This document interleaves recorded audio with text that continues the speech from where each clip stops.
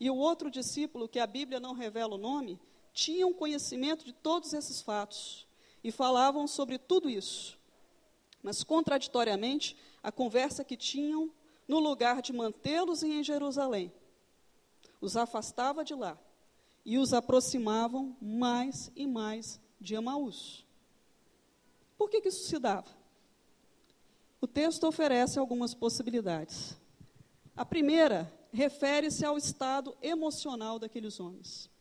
Versículo 21 sugere que esses homens tinham uma expectativa com Jesus que não havia se cumprido. Qual era essa expectativa? Durante toda a convivência com Jesus, eles aguardavam que ele manifestasse o seu reino e seu poder na terra, libertando os judeus do prolongado e humilhante jugo romano. Achavam que Jesus seria como Moisés. Moisés tinha libertado o povo escravizado do Egito. E eles acreditavam que Jesus faria o mesmo, que ele os resgataria da opressão romana e estabeleceria uma teocracia santa, poderosa e eterna. À medida que o fato não se deu, eles tiveram uma decepção profunda com Jesus. Esses homens estavam muito desapontados. A sensação era como se tivessem deixado tudo para trás por conta de uma grande causa, e essa causa não era nada. Você já experimentou uma sensação semelhante? De fazer todo o investimento de uma vida em uma circunstância, uma causa ou em um relacionamento, para depois você experimentar o gosto amargo de uma decepção, uma profunda decepção? Se você já passou por uma circunstância semelhante, você sabe um pouquinho do que aqueles homens estavam vivendo. Versículo 17 alerta que eles estavam tristes e também preocupados. E quando as nossas emoções estão feridas, quando as nossas emoções não são tratadas, elas podem nos conduzir, sim, ao afastamento de Jerusalém, que representa o centro da vontade de Deus, e nos levar a uma aproximação galopante de Emaús, que é o nada. É possível que esses homens também estivessem com medo de alguma perseguição dos judeus, e por isso fugiam para aquela aldeia, o que revela mais uma vez que eles estavam sendo governados por um estado emocional comprometido, e não pelo conhecimento e pela fé em Jesus Cristo. A Bíblia nos aponta exemplos de pessoas seguindo viagens para Emaús, por conta de um momento de grave comprometimento emocional, associado ao desconhecimento e à fé nos propósitos divinos. É o caso de Elias, que com medo de Jezabel, foge para o deserto, se assenta debaixo de um zibro e pede para si a morte. Ou o caso de Jonas, que diante do comissionamento para ir a Nínive, foge para Tarsis. Mas há uma outra possibilidade também, que para mim é até mais grave. Embora aqueles homens não estivessem sozinhos, um acompanhava o outro, e conversassem e discutissem sobre Jesus, eles permaneciam da mesma forma, ou até se pioravam. Por quê? Porque a conversa deles não era intencional. Não havia o compromisso, embora falassem sobre Jesus, de um tentar animar a fé do outro. Há um exemplo desses na Bíblia, contrário a esse, que é muito marcante, que é o de Jonatas. A todo tempo ele tenta animar a fé de Davi, quando ele fugia pelos desertos, corrido de Saul. Aqui era o contrário. O diálogo desses homens os fazia girar em círculos, em torno de tristeza, desapontamentos, preocupações, e esse tipo de companhia é perigosíssima. É uma companhia carnal e não edifica as nossas vidas. Com quantas pessoas, habitualmente, eu interajo no meu dia a dia, durante a minha semana? Essas pessoas também estão desapontadas, com as suas expectativas frustradas por conta da política, por conta do cônjuge, por conta dos filhos, por conta do trabalho, por conta da faculdade, por conta da igreja, do pastor, não nosso, né? Por conta da religião. Amém, glória a Deus. Essas pessoas andam preocupadas e tristes, e eu me aproximo dessas pessoas. Às vezes eu desenvolvo longas conversas, longas caminhadas com elas, dias, meses, Anos a fio, interagindo com as mesmas pessoas, no trabalho, na escola, na academia, no pilates, no salão de beleza, no meu condomínio, na minha vizinhança, em algum restaurante em que eu almoço regularmente. E eu converso com essas pessoas, eu as escuto, mas estranhamente. E na maioria das vezes, a minha conversa, a minha aproximação não produz impacto algum. Essas pessoas preocupadas, tristes, desapontadas que estão, seguem para Emaús. E eu, na minha interação com elas, eu nada faço que as impeçam de prosseguir. Pelo contrário, pode acontecer de muitas vezes eu também deixar Jerusalém e nesse bate-papo eu seguir para Emaús, para o nada, para o vazio da conversa. Se não for intencional, a minha presença não contribuirá para o afastamento de Emaús. Se não for intencional, a minha presença não contribuirá para o afastamento de Emaús.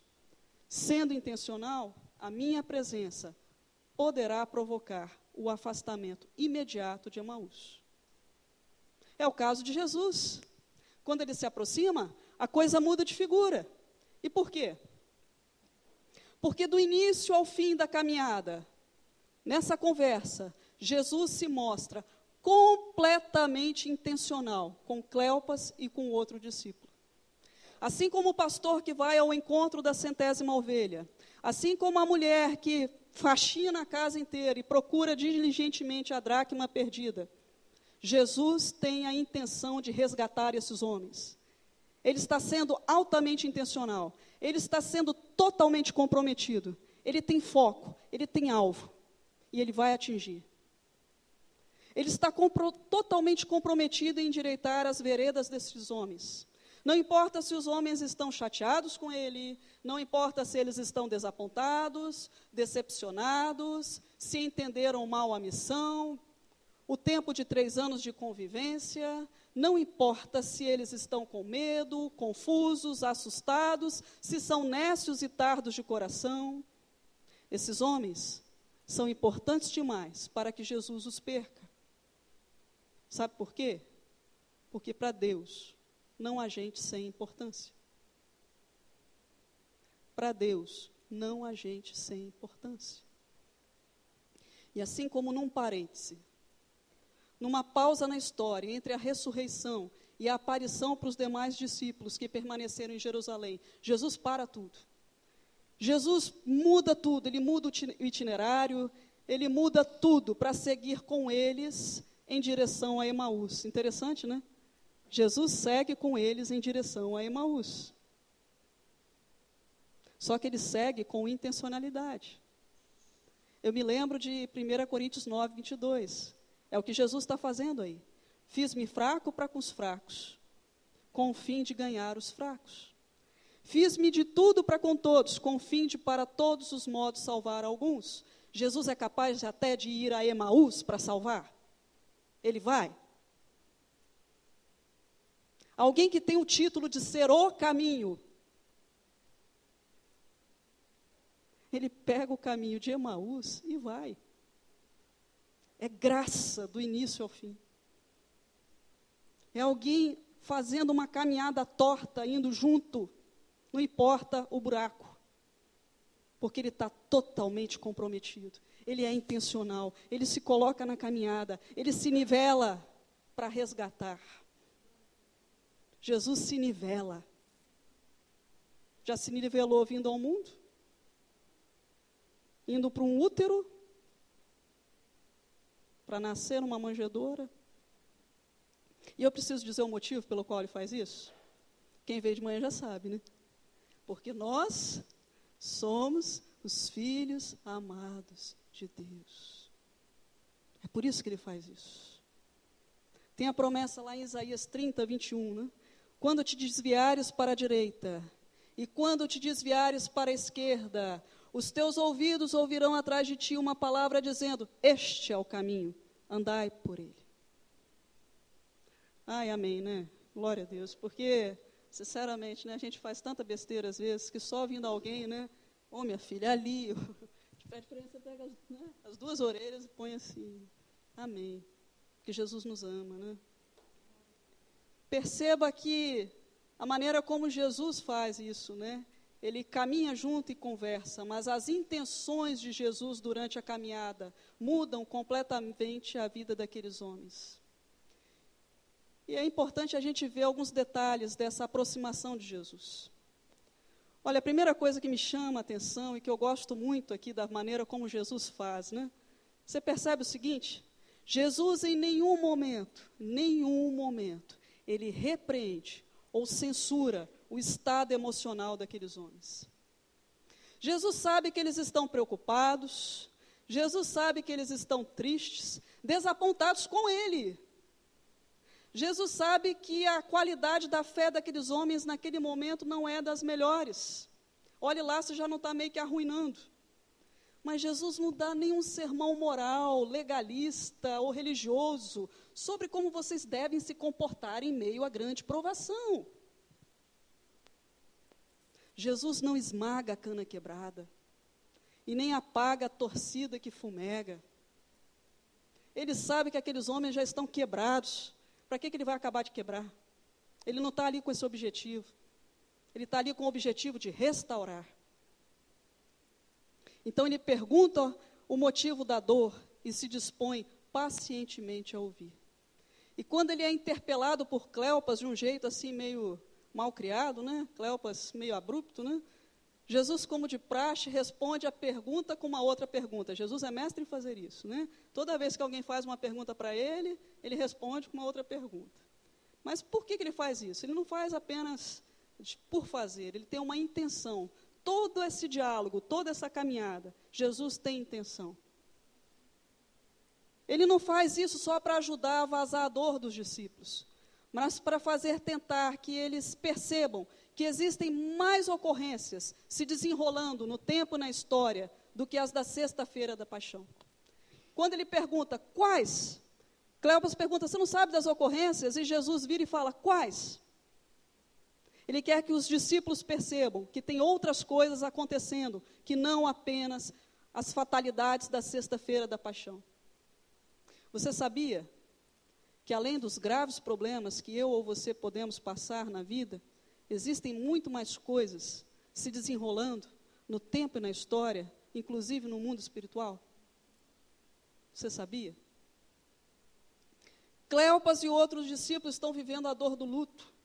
Eles estão paralisados na sexta-feira da paixão. Suas emoções estão aprisionadas no passado, porque a sexta-feira, a essa altura, já virou passado. O domingo já chegou. E Jesus pergunta, quais?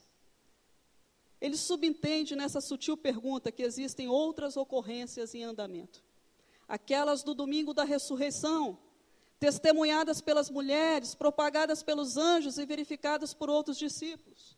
Jesus começa a tentar tratar a alma de seus discípulos, não lhes criticando, ou lhes dando lição de moral sobre como se devem se portar em meio às decepções profundas, mas tentando retirá-los do choro da noite, para fazê-los enxergar que a alegria da manhã chegou.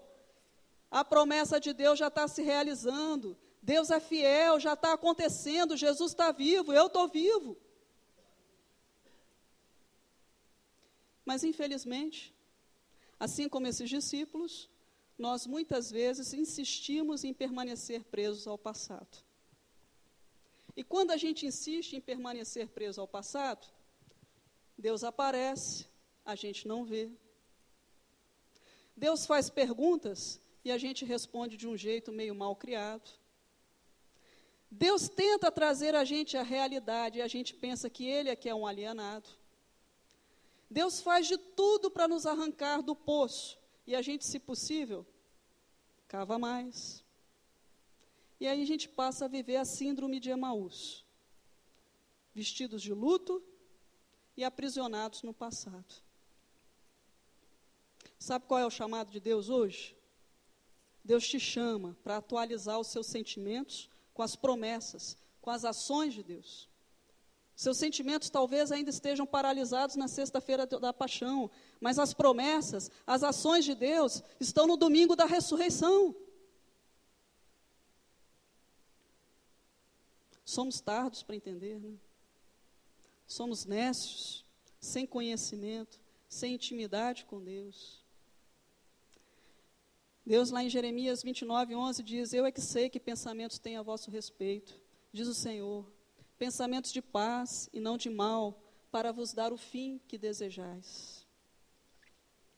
Diante de tudo isso, Jesus finalmente passa a confrontá-los com a única coisa que pode trazer alguém à vida, a esperança novamente, as Escrituras.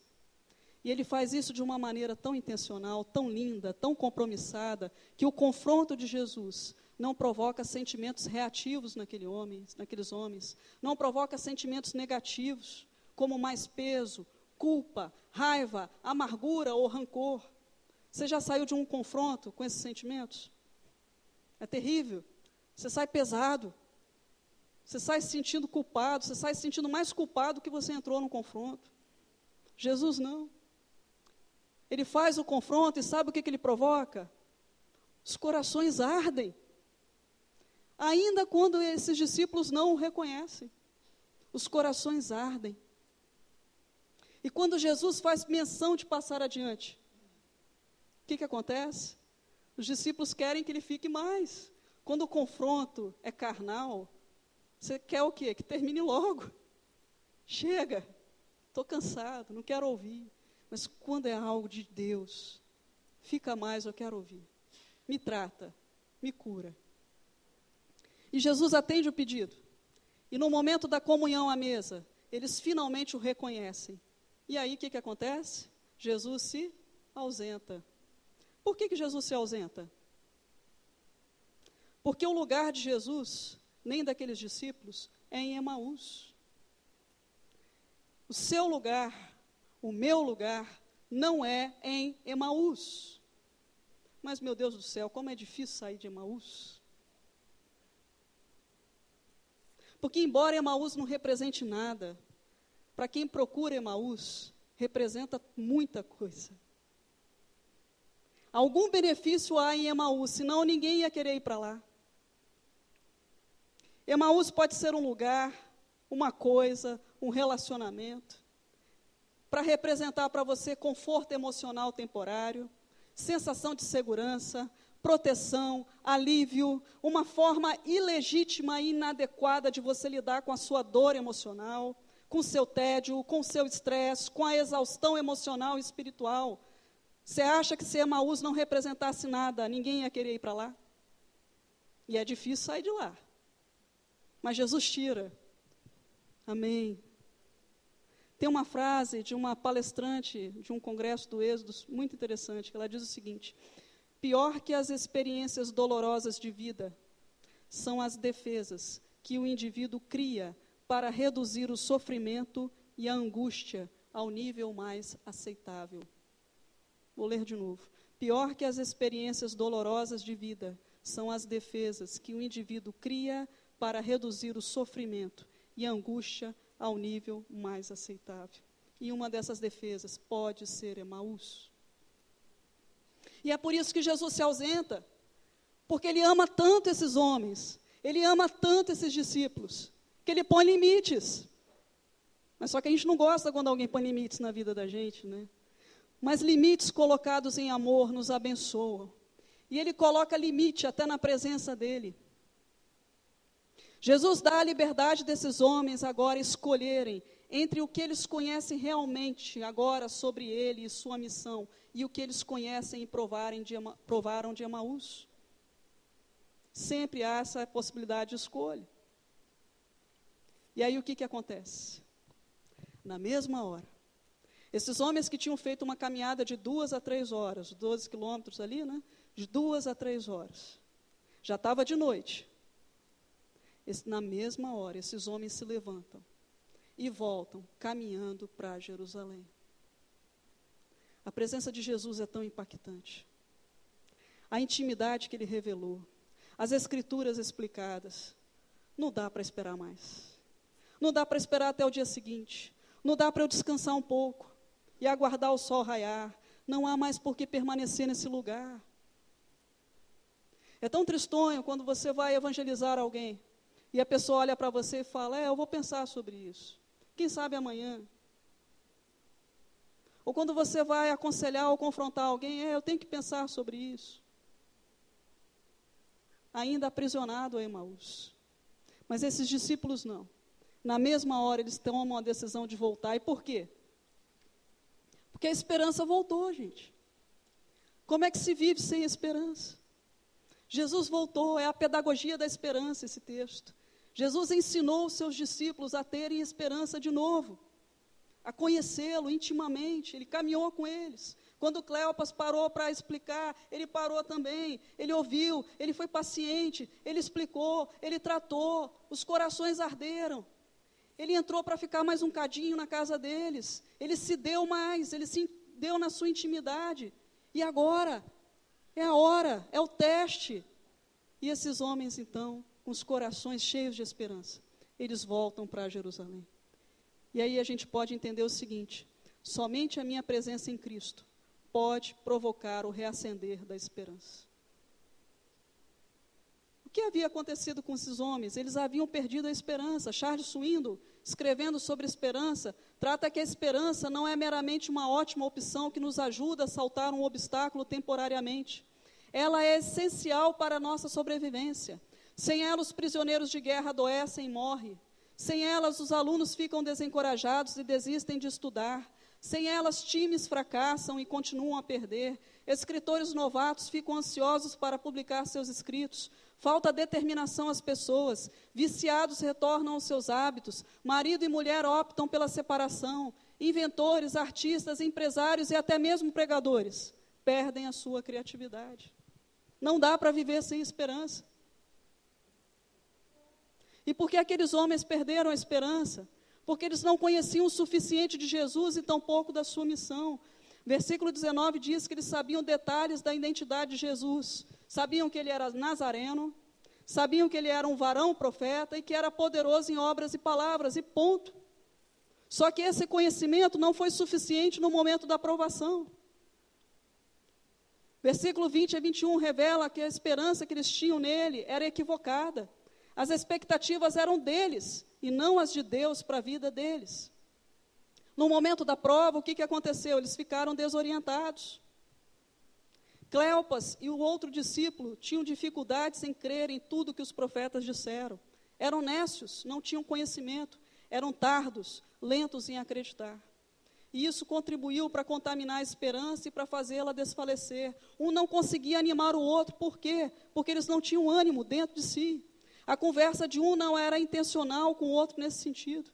E Jesus fez a diferença por quem ele era e por seu compromisso de intencionalidade durante toda a caminhada. E nós só experimentaremos diferença em nossas próprias vidas. E nós só vamos poder fazer diferença na vida dos outros, de alguém, se provarmos de maior intimidade com Jesus e do seu poder em nós. Não adianta só saber que é nazareno, que é varão profeta, que é poderoso, é preciso mais. A expectativa não pode ser nossa, a expectativa deve ser de Deus. E isso inclui também conhecimento de Deus. Jesus sabe disso, então ele cuida dos seus discípulos, ele cuida da alma desses discípulos, ele corrige o entendimento que eles tinham sobre quem ele era e a sua missão nas Escrituras. Ele se revela mais a eles em intimidade, e ele os orienta a voltarem para Jerusalém, para serem revestidos de poder. E é isso que nós necessitamos para nossas vidas. Sem Cristo, nada poderemos fazer. A carne não pode animar a carne. A carne não anima a própria carne, nem a carne do próximo. Sem Cristo, a gente não pode fazer nada. Necessitamos de um relacionamento de maior intimidade com Cristo, de sua revelação constante e diária nas Escrituras e de revestimento do poder do Espírito Santo. Era essa receita que Jesus estava dando àqueles homens, nessa pedagogia, nesse ensino sobre esperança. Maior intimidade com Ele, maior conhecimento das Escrituras e revestimento do alto. Voltem para Jerusalém, porque o Espírito Santo vai descer sobre vocês. E nós precisamos do poder do Espírito Santo. Jeremias 9, 23 a 24 nos atesta que, assim diz o Senhor, não se glorie o sábio na sua sabedoria, nem o forte na sua força, nem o rico nas suas riquezas, mas o que se gloriar, glorie-se nisto, em me conhecer e saber que eu sou o Senhor, e faço misericórdia, juízo e justiça na terra, porque destas coisas me agrado, diz o Senhor. Eu quero concluir fazendo algumas perguntas para você. Você tem experimentado desse relacionamento de crescente intimidade com Jesus? Você tem permanecido em Cristo para que Ele faça diferença em sua vida e através de você?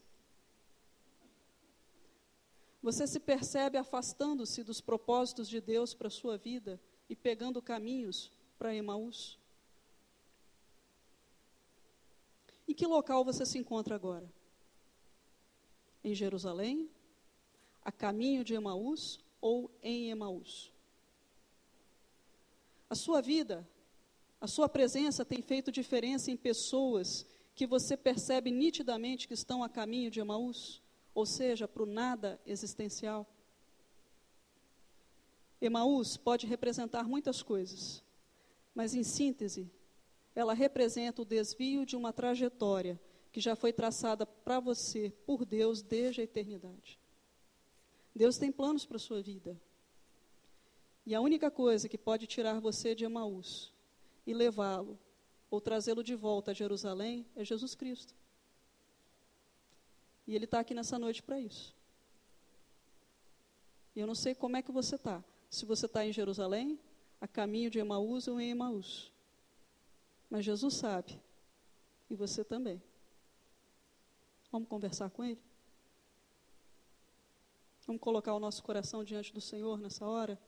Tem um momento de reflexão, tem um momento de você pensar sobre essa palavra, de você orar.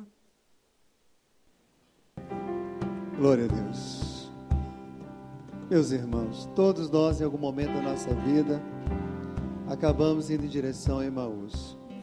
Mas o Senhor Jesus vem até nós, nos convida a direcionar em Jerusalém. Se você deseja caminhar com Jesus para Jerusalém, por centro da vontade de Deus, convido você a ficar em pé. Nós vamos orar juntos, clamando ao Senhor neste momento, a favor da sua vida, da minha vida. Alguém que deseja caminhar com Jesus para Jerusalém, que entendeu o que Jesus quer fazer na sua vida, fique em pé, por favor. Nós vamos orar. Você que já é de Jesus, mas sabe que Deus falou com você, Deus falou comigo. Eu quero ser o primeiro a reconhecer nesta noite o quanto o Senhor Jesus me convida a caminhar com Ele para Jerusalém. Vamos ficar em pé, vamos orar ao Senhor. Não vou convidar você para vir aqui à frente, mas queria convidar você a baixar a sua cabeça, fechar os seus olhos. E se você ouviu a voz de Deus, se o seu coração queimou como daqueles discípulos, você entendeu o convite de Jesus, e você quer caminhar com Jesus, e mais do que isso, você quer caminhar na presença de Jesus para ajudar outros a voltar para Jerusalém, ou a ir para Jerusalém eterna. Deus quer abençoar a sua vida. Vamos orar juntos em nome de Jesus. Senhor, muito obrigado, porque nessa noite o Senhor desceu neste lugar, como o Senhor desceu com aqueles dois homens em direção a Emaús, para resgatá-los de volta para Jerusalém, para que eles vissem muito mais do que o luto, a morte, a dor, o sofrimento, mas vissem a vitória de Jesus, vissem a ressurreição de Jesus, vissem a obra do Senhor, o amor de Jesus. E é isso que o Senhor faz, o Senhor fez, está fazendo nesse momento. Senhor, todos nós em algum momento da nossa vida precisamos disso, mas o Senhor sabe que alguns de nós nessa noite desesperadamente precisamos que o Senhor nos resgata novamente para Jerusalém. E obrigado porque esta obra é do Senhor, esta obra é o Senhor quem faz, mas o Senhor usa gente como usou a tua serva hoje, para nos reanimar, para nos alegrar, para nos fortalecer, para abrir a visão, para abrir os nossos olhos e ver quem é o Senhor, e ver que o Senhor não desiste de nós, e ver que o Senhor está conosco, e ver que o Senhor nos ama incondicionalmente, e ver que o Senhor nos resgata com mão forte e poderosa e amorosa, Senhor. Deus, em nome de Jesus, restaura mesmo a fé de cada pessoa que está aqui. Deus, restaura a esperança em nome de Jesus. Renova a esperança no coração desta pessoa. Restaura a alegria da salvação, a alegria de caminhar com o Senhor, a alegria de servir ao Senhor, a alegria de estar congregando, servindo numa igreja, numa comunidade que ama Jesus e espera a sua vinda. Oh Deus, faz isso para a glória e louvor do Senhor, para que o Senhor seja honrado. Deus, essa semana, Senhor, queremos caminhar com o Senhor em nome de Jesus, mais próximo de Jerusalém, mais próximo da Tua vontade, mais próximo do Teu amor e mais próximo da eternidade com o Senhor em nome de Jesus.